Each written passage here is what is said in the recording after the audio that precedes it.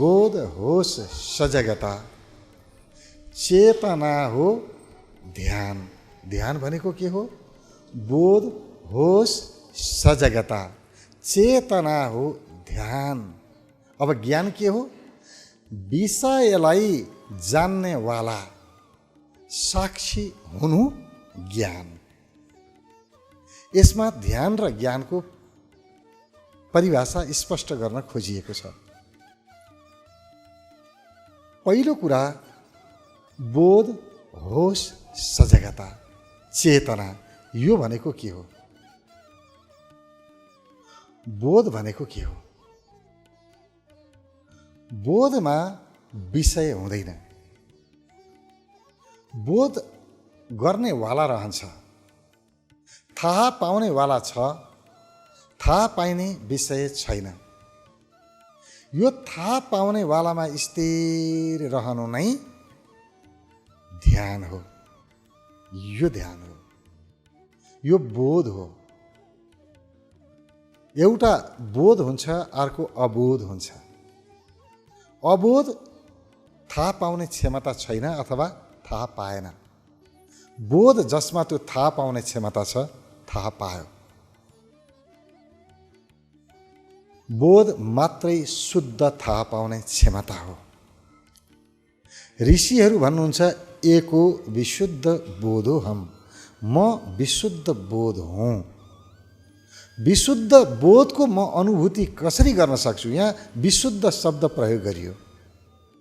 विशुद्धको अर्थ कुनै पनि प्रकारको मिलावट छैन, मात्रै जान्नेवाला छ, बोध छ, बाँकी केही पनि छैन, खाली छ, अरू सुन्ने छ। त्यो सुन्नेलाई थाहा पाउनेवाला चाहिँ छ, तर बाँकी सुन्ने छ, केही पनि छैन। दुई छैन, अद्वैत छ, तर अद्वैतलाई जान्नेवाला चाहिँ छ। अद्वैत छ भनेर कसले जान्यो? सुन्ने छ भनेर कसले जान्यो?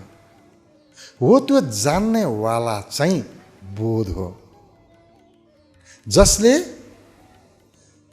यस्तो छ, बाँकी केही छैन, बस सुन्ने छ, खाली छ, अद्वैत छ। त्यो ज्ञाता, त्यो बोध हो।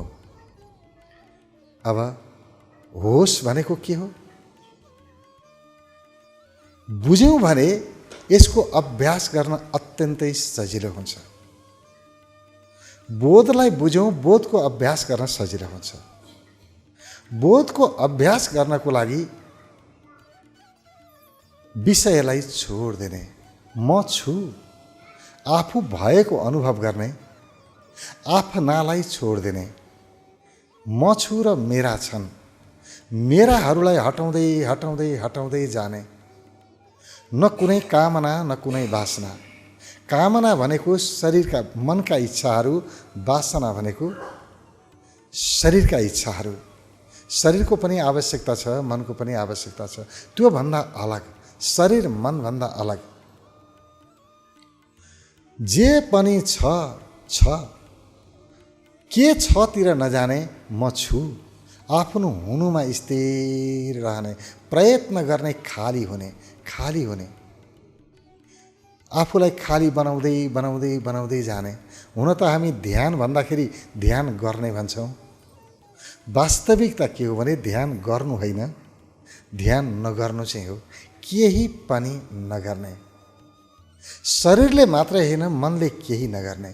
जब केही हामी गर्न छोड्छौँ, विषय छुट्दै छुट्दै छुट्दै जान्छन्। अब जानिने विषय केही रहँदैनन्, जान्नेवाला मात्रै बाँकी रहन्छ। यो बोध। बोधमा जानको लागि, बोधको अनुभूति गर्नको लागि आफ्नो हुनुमा स्थिर रहनुपर्छ। हुनुमा म छु नि, आफू भएकोमा स्थिर रहने, आफूतिर आउने, आफ्नाहरूलाई छोड्दै छोड्दै जाने। बोध होस, दोस्रो यहाँ शब्द छ होस, अनि तेस्रोमा सजगता छ। होस, होस चाहिँ दुवैतिर हुन्छ। होस विषयप्रति पनि हुन्छ, होस आफूतिर पनि हुन्छ। तर बोध विषयप्रति हुँदैन। बोध त मात्रै बोध मात्रै हो। त्यो शुद्धतम चेतना, शुद्ध अवस्था हो। बोधमा विषय रहँदैन, तर होसमा विषय रहन्छ। होस आफूप्रति पनि हुनसक्छ, होस अरूप्रति पनि हुनसक्छ। र जसप्रति हामी होसपूर्ण रहन्छौँ त्यहाँबाट ध्यान जन्मिन्छ। ध्यानको जन्म नै होसबाट हुन्छ। कुनै पनि विषयमा हामी होसपूर्ण भयौँ, होस छ त्यो विषयप्रति, त्यो विषय ध्यानको साधन बन्न सक्छ। यो ऊ भन्ने हुँदैन। जे पनि विषय छ, चाहे भित्री विषय हुन् चाहे बाहिरी विषय हुन्, कुनै पनि विषयप्रति सजग भयौँ अथवा होसपूर्ण भयौँ, बस ध्यान सुरु भयो। तर होसमा समग्रताप्रति होसको साधना गर्न कठिन छ। त्यसकारण होसमा के हुन्छ, एउटा विषयप्रति, बाहिरी विषय होस् या भित्री विषय होस्, चाहे मैले श्वासमा ध्यान लगाएँ, श्वासप्रति होस्, श्वासप्रति होस भयो भने श्वास नै ध्यानको साधन बन्न सक्छ। श्वासबाटै हामी ध्यानमा प्रवेश गर्न सक्छौँ। श्वास भित्र गयो, श्वास बाहिर गयो, बस त्यसप्रति मैले होसको साधना गरेँ, अभ्यास गरेँ, श्वासमा होसपूर्ण हुने अभ्यास गरेँ, त्यही ध्यान बन्यो। शरीरका अङ्गहरू पनि ध्यानको लागि उपयोगमा आउन सक्छन्। जुन अङ्गमा हामी ध्यान दिन्छौँ, होसपूर्ण रहन्छौँ, त्यही अङ्गबाट ध्यान सुरु हुन्छ। बाहिरी विषय पनि, कुनै पनि विषयमा ध्यान लगायौँ अथवा होसपूर्ण रह्यौँ, त्यहीँबाट ध्यान घटित हुन सुरु गर्छ। त्यसकारण ध्यानको अत्यन्तै गहिरो सूत्र हो होस। बोध अलिक कठिन छ। यी होसको साधनाहरू गर्दै गर्दै गर्दै बोधमा आउनुपर्छ। बोध केन्द्र हो। एकै पटक बोधमा जान अलिकति गाह्रो होला, तर होसमा आउन सजिलो छ। यसको अभ्यास हामी गर्न सक्छौँ र ध्यानका अभ्यासीहरूले होसको अभ्यास गर्नै पर्छ।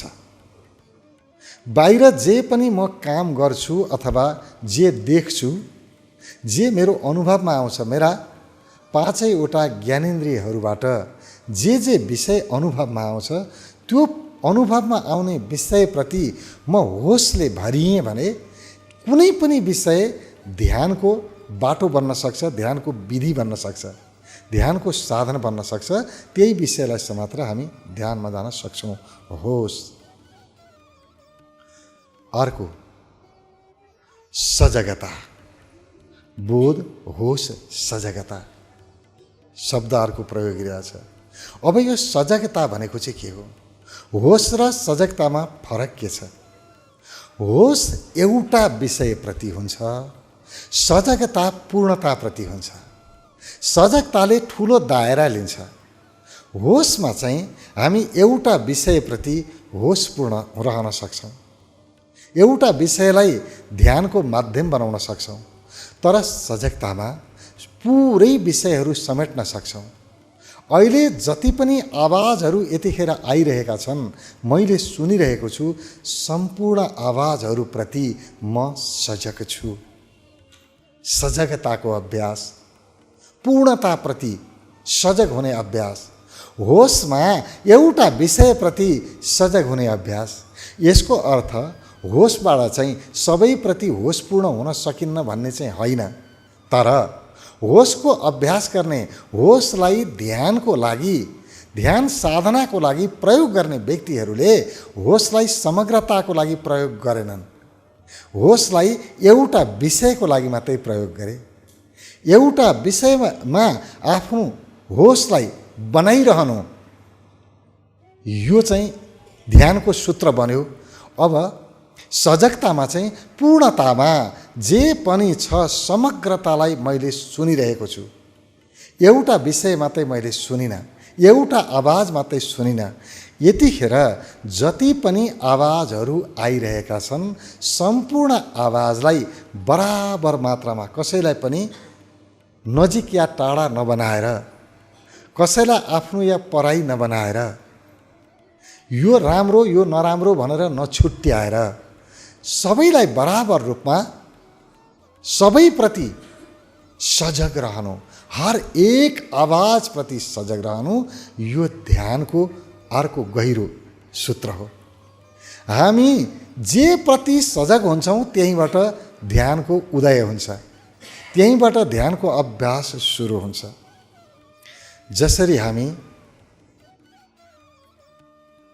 कुनै आवाजमा छौँ, आवाज सुनिरहेका छौँ तर पूर्णतामा सुनिरहेका छौँ। जे पनि आवाज आयो बस म हर एक आवाजप्रति सजग छु, प्रत्येक ध्वनिप्रति सजगता। म दृश्यहरू हेर्छु, जति पनि दृश्य देखिन्छ म समग्रतालाई हेरिरहेको छु। यो एउटा यो अर्को छुट्टै रहेको छैन, त्यहाँ विभाजन गरिरहेको छैन। राम्रो यो दृश्य राम्रो, यो दृश्य नराम्रो भनेर मनमा मैले लेखाजोखा गरेकै छैन। जति दृश्य देखिन्छ पूर्णतामा दृश्यलाई हेरिरहेको छु। मैले मेरा छालाहरूले स्पर्श गरिरहेका छन्, तातो चिसो म अनुभव गरिरहेको छु, नरम कडा अनुभव गरिरहेको छु। जस्तो पनि गरिरहेको छु समग्रतामा, यहाँ अप्ठ्यारो यहाँ सप्ठ्यारो म छान्दिनँ। जस्तो पनि मलाई यतिखेर संवेदनाहरू भइरहेको छ त्यो पूर्णतालाई अनुभव गर्नु, यो हो सजगता। पूर्णताप्रति सजगता, सजगता पूर्णताप्रति हुन्छ, समग्रताप्रति हुन्छ, होस एक प्रति हुन्छ।